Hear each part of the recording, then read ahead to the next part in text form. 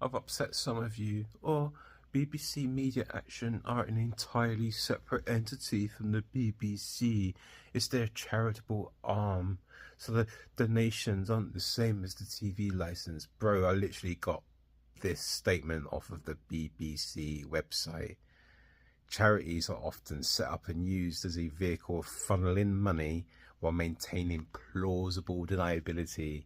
BBC Media Action, despite being a separate entity, as you say, it's still closely linked to the BBC in branding and its operations. So it's completely fair to ask the question whether this creates a political bias, especially since media charities influence narratives and information across the ecosystem, right?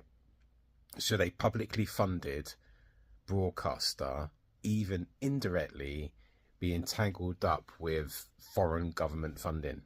BBC Media Action is the BBC's international development charity. They do media development and training, so they work with like local journalists in a region and media organizations, and they develop ways to improve press freedom, media literacy, and ethical reporting.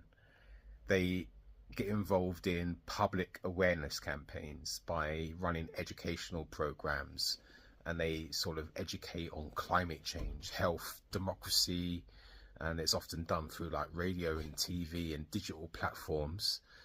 And they're like funded by governments, USAID, UK Foreign Office, European Union, international organisations like the UN and the World Bank, and privately funded.